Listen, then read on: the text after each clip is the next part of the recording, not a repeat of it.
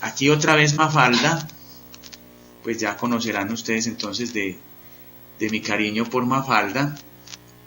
Dice ella: querido diario íntimo, hoy hice renegar a mi mamá. Reconozco que me porté muy mal y que mi mamá es buena y que yo la hago rabiar mucho y que toda la culpa es mía y nada más que mía. Y luego Mafalda se pone a leer nuevamente lo que escribió y vuelve a retomar la escritura entre paréntesis y dice: la dirección de este diario íntimo aclara que solo se limita a publicar estas notas sin compartir por eso el criterio de su autora. Yo quiero aquí hacerles como dos reflexiones muy bonitas en torno a esta caricatura de Mafalda. La primera, el ejercicio escritural que está haciendo Mafalda. Un ejercicio donde ella escribe sobre sí misma. Yo creo que como personas que interactuamos con otros seres humanos, que hemos elegido como proyecto de vida, como vocación, servirle a los otros desde la educación, desde la psicología, desde cualquiera de las disciplinas humanas, tenemos la responsabilidad de hacernos cada vez mejores seres humanos. Y eso no significa ni mucho menos competir con nadie, sino simplemente el ejercicio constante de mirarnos, y la escritura es fundamental, el escribir acerca de nosotros. Este es incluso un ejercicio que nos facilita la escucha de los niños y de las niñas, porque si no nos escuchamos a nosotros mismos, a nosotras mismas, difícilmente vamos a ser capaces de escuchar a los demás. Cómo me sentí hoy trabajando con los niños, cómo me sentí hoy compartiendo con otros profesionales. La pregunta por el otro también supone la pregunta por mí: ¿quién soy yo? ¿Quién es el otro para mí? Y ese otro con rostro propio que es mi compañero, mi compañera, que a veces me causa tanto malestar en el trabajo, en la familia, etc. Creo que ahí hay algo fundamental para quienes queremos promover la participación, y de manera muy especial la participación con los niños y con las niñas. Bueno, y por otro lado, pues Mafalda hace una pausa en lo que está escribiendo y se da cuenta que no es ella la que está escribiendo. Se da cuenta que ella simplemente está hablando de lo que el adulto quiere escuchar. Mi mamá es buena, yo la hago rabiar mucho, toda la culpa es mía. Normalmente hemos puesto siempre la culpa en un conflicto sobre el más débil, y si miramos en la vida escolar, cuando se presenta un conflicto, cuando un niño tiene una dificultad con su proceso académico o en la relación con otros, fácilmente los adultos, llámese el papá, la mamá, el profesor, la profesora, pues nos lavamos las manos y terminamos cargándole la culpa al niño, que es el que es perezoso, que es el que es violento, es muy agresivo, es muy grosero. Pero resulta que la pregunta nos la tendríamos siempre que hacer nosotros. Aquí Mafalda dice: sí, ya me aprendí el discurso de los adultos que me cargan la culpa a mí, y hace la pausa y dice: no, momentico, esa no es mi voz. Nuestro sistema educativo nos ha enseñado a mentir. Nuestro sistema educativo le dice a los niños todo el tiempo: no seas tú, dime lo que yo quiero escuchar. La pregunta por la participación es una reivindicación de la voz auténtica del niño, de la niña. Y no solo de la voz, sino de la manera de ser auténtica. Es la reivindicación del otro en su particularidad, reconocido desde esa particularidad y con posibilidad de poner esa particularidad en el escenario común, sin ser juzgada, sino simplemente reconocida.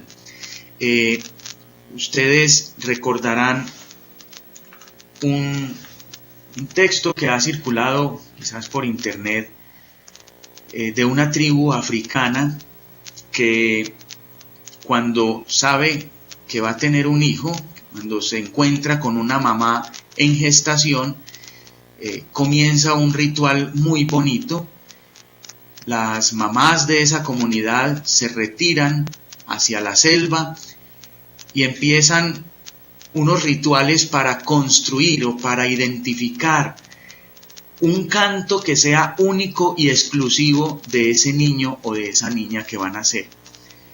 Cuando encuentran ese canto, que es un canto único, regresan a la aldea, regresan a la comunidad, y cuando el bebé nace, lo reciben con ese canto. Esa es su canción. Cuando el bebé cumple años, pues no le cantan el Happy Birthday ni nada de eso, sino que le cantan su canción. Y en los momentos significativos de la vida hacen lo mismo. Cuando esa persona ingresa a la escuela, cuando esa persona decide establecer una relación afectiva con alguien, casarse, etcétera, pues le cantan su canción. Cuando esa persona se enferma, le cantan su canción. Cuando esa persona se muere, la despiden cantándole su canción. Pero hay un momento tremendamente significativo cuando también le cantan su canción. Y es cuando esa persona se equivoca, cuando esa persona comete un delito. Toda la comunidad se reúne, la pone en el centro y le canta su canción. Le recuerda quién es y le recuerda su identidad, pero lo hace desde un acto que lo acoge, que le dice, ese no eres tú, ese que actúa con violencia, esa persona agresiva no está siendo tú. Recuerda quién eres, pero no lo hace desde la exclusión. La sanción no es exclusión, que por lo general así funciona en nuestro sistema educativo. La sanción en este caso es recordarle al otro quién es. Entonces aquí tenemos esa invitación que nos hace Mafalda a preguntarnos por quién soy yo y en la interacción con el otro, quién es el otro, posibilitándole al otro ser él mismo en la relación común. El Comité de los Derechos del Niño tiene una reflexión muy interesante sobre algo que está incluso en la Convención y es ese desarrollo de las facultades del niño como condición para participar, o digamos, cómo el niño participa de acuerdo a la evolución de sus facultades. Y nos dice el comité, esas capacidades tienen que reconocerse siempre en desarrollo. Se tienen que considerar positivas, habilitadoras y no una excusa para prácticas autoritarias que restrinjan la autonomía del niño y su expresión y que tradicionalmente se han justificado alegando la relativa inmadurez del niño y su necesidad de socialización. Entonces, cuando nos encontramos frente a edades tan tempranas, y aquí voy a hablar incluso de la gestación, pues por supuesto que aparece el tema de si el niño tiene o no las capacidades para participar. En nuestro caso, creo que la pregunta que nos tenemos que hacer no es si tiene las capacidades, sino cómo se están expresando en ese momento particular del desarrollo esas capacidades. En los bebés recién nacidos, por ejemplo, hay un juego con la saliva. Ellos empiezan a hacer burbujitas con la saliva. Ya sabemos que esos juegos constituyen toda una preparación para el posterior desarrollo de sus capacidades fonéticas, lingüísticas, que le van a permitir después expresarse verbalmente. Allí ya hay una capacidad que viene en curso. Nuestra lectura tiene que ser cómo está esa capacidad en ese momento y cómo desde ese momento del desarrollo podemos potenciar esa capacidad.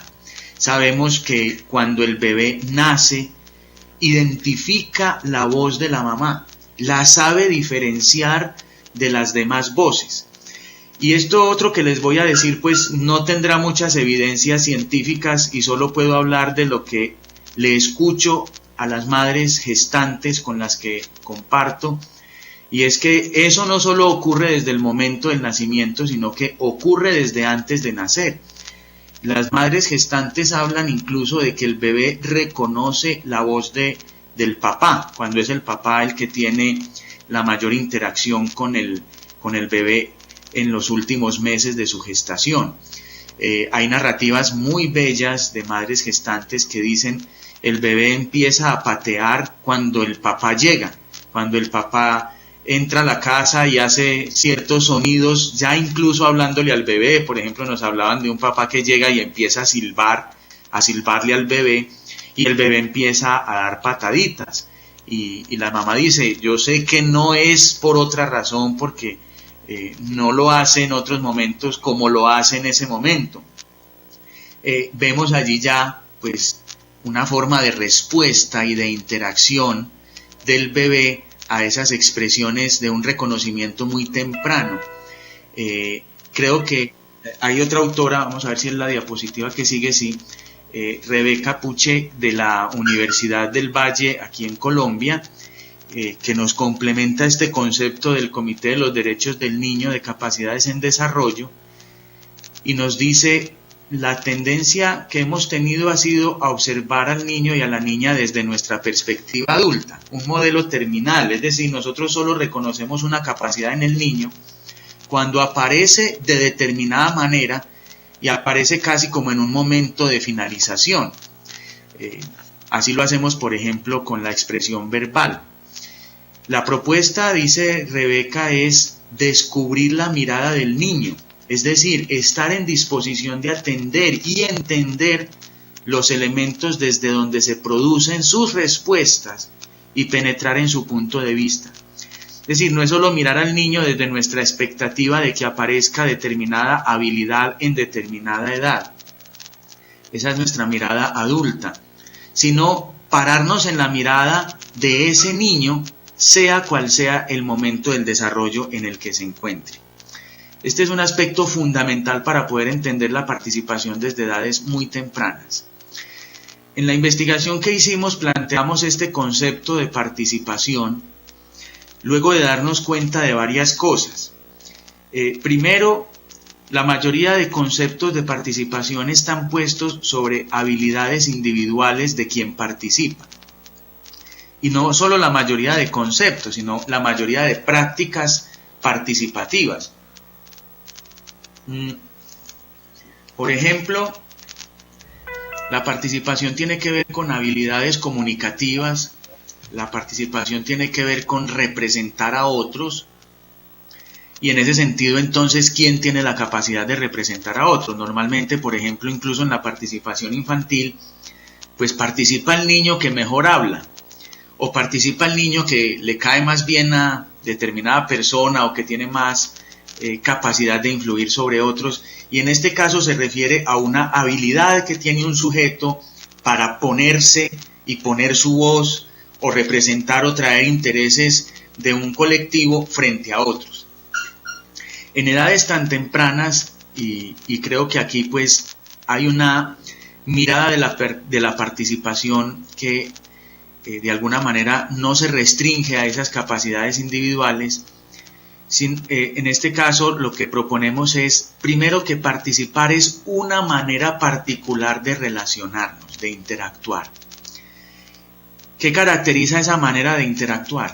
Que posibilite a los que interactúan allí la capacidad de influir, bien sea en la propia vida o bien sea en la vida de otros. Y esa influencia, partiendo del reconocimiento que se nos otorgue a quienes estamos interactuando, primero como personas y segundo como personas capaces, por supuesto con unas capacidades que están en desarrollo, pero que están presentes, siempre están presentes, y yo creo que esa es una característica de lo humano desde la cuna hasta la tumba, como dice García Márquez, nuestro escritor. Preguntándonos, por ejemplo, sobre la adolescencia y el sentido etimológico de esta palabra, adolecer, carecer. Creo que todos, independiente de la edad, tendríamos que reconocernos también como adolescentes. Estamos siempre en un proceso donde hay unas carencias, porque siempre hacia adelante hay posibilidades de ampliar nuestras capacidades. Nadie podría decir que ya resolvió su proceso de desarrollo o que ya lo concluyó. Siempre somos adolescentes, no es la palabra por supuesto que más me gusta porque está centrada en la falta, centrada en la carencia, pero simplemente para ilustrar que en todo ser humano sus capacidades siempre están en desarrollo. Y en este caso sí que es cierto en el bebé. Son capacidades que allí están, pero que está en nuestra sensibilidad saberlas identificar. En la investigación que hicimos, encontrábamos como uno de los primeros aspectos un reconocimiento a una participación activa o pasiva del niño, y una mirada al niño sobre un ser que está simplemente ahí, comparable a un objeto. Digamos que ahí es simplemente una idea de participación como algo que es parte, pero que no necesariamente es partícipe, desde una perspectiva bastante pasiva, pero también se reconocían expresiones de una participación activa. Aquí, por ejemplo, encontramos una expresión bastante fuerte de un adulto que no tenía un vínculo consanguíneo con el bebé, pero que por supuesto pues tenía un papel muy significativo en la familia.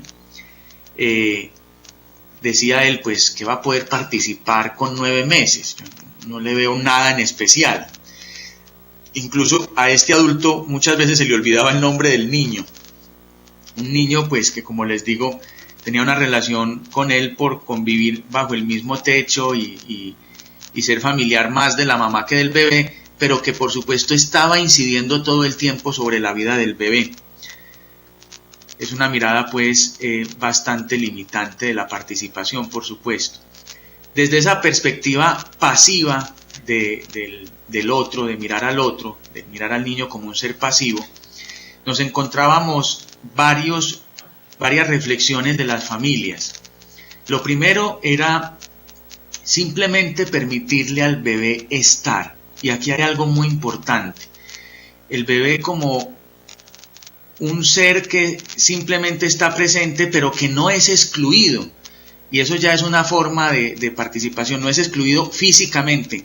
Esto nos lo enseñó una familia, teníamos 2 de esos casos, donde la mamá estaba siendo acogida. Aquí tenemos un término que dice la mamá estaba de arrimada, no sé si allá se use también ese término. La mamá era acogida en esa familia que no era su familia de origen, porque justamente por haber quedado en gestación fue expulsada de su familia de origen. Entonces fue acogida por esta otra familia, en este caso de una tía, y ya el solo hecho de que ella y el bebé fueran acogidos en esa familia, ya nos hablaban de una forma de participación, pero todavía desde un sujeto muy pasivo. Y lo otro era otorgarle un lugar y nombrar un vínculo para ese bebé.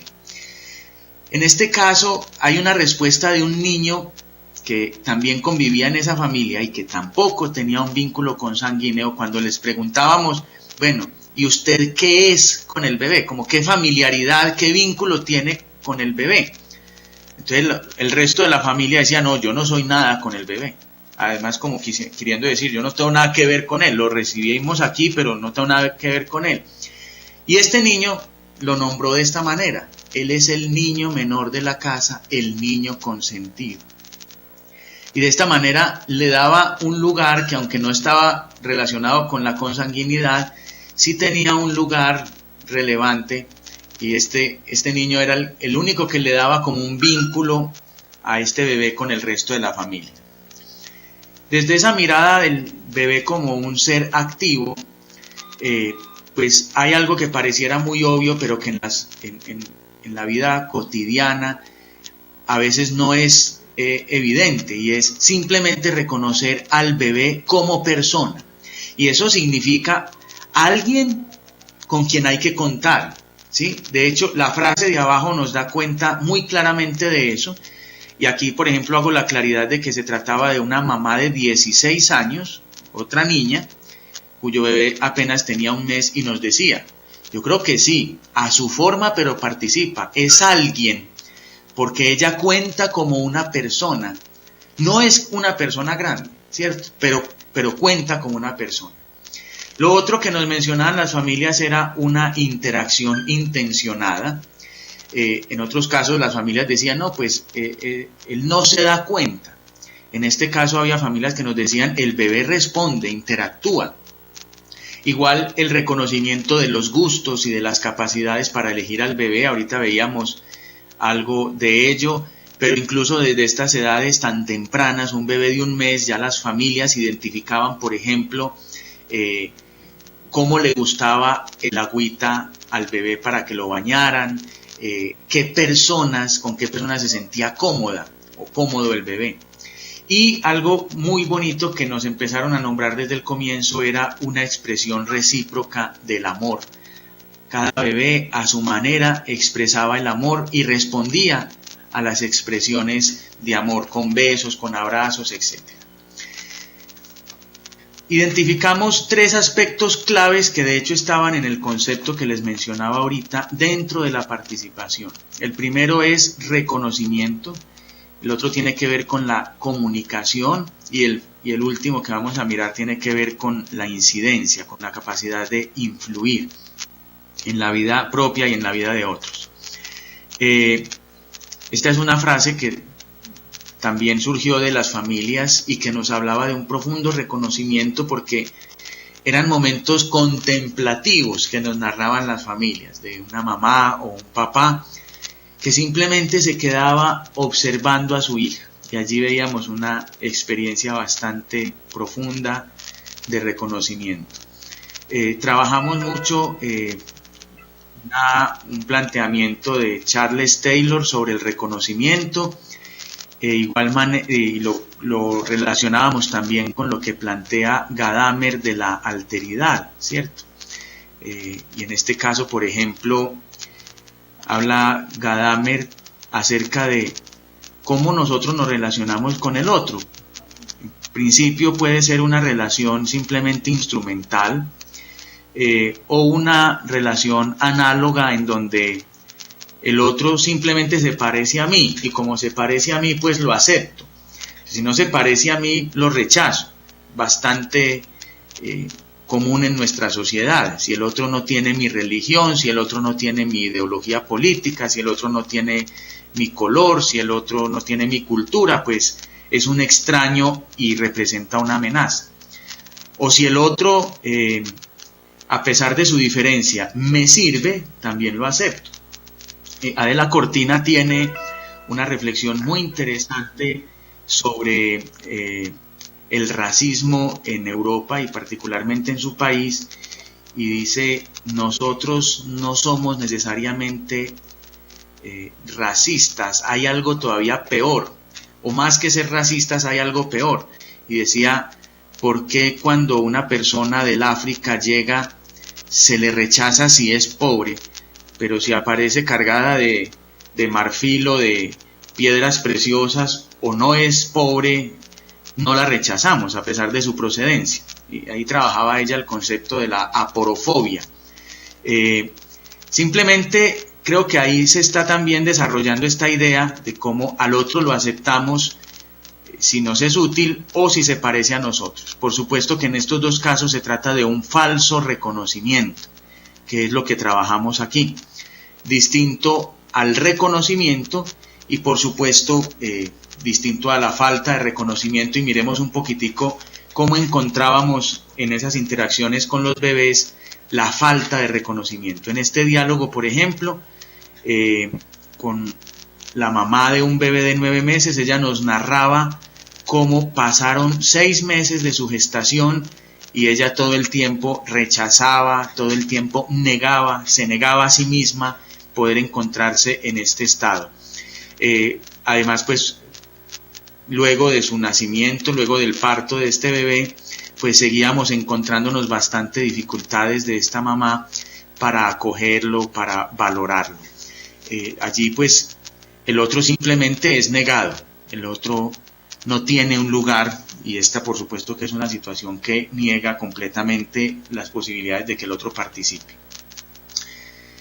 El falso reconocimiento tiene que ver entonces, lo identificábamos en varios aspectos. En primer lugar, con una práctica de cuidado que no estaba sino limitada a proveer lo más elemental, pero que no tenía ninguna forma de interacción enriquecida entre el adulto y el niño. Por ejemplo, en este caso nos habla un abuelo diciendo, no, pues cuando el niño llora lo acarrean, es decir, lo mueven, le dan el tetero, lo acuestan y adiós. O sea, ahí simplemente lo que interesa es que el niño se calle. Esas interacciones, bañar al bebé, alimentar al bebé, no tenían diálogo, no tenían ninguna interacción más allá de la simple práctica destinada al cuidado. Y allí decíamos, bueno, pues lo están cuidando, ahí ya hay un interés en el niño y lo es necesario y es preciso reconocerlo. Es una forma de reconocimiento bastante rudimentaria. Desde la teoría que usamos dijimos, bueno, es un falso reconocimiento todavía, pero simplemente pues también creo que es valioso valorar eso porque a veces es un punto de partida desde donde se puede trabajar con las familias.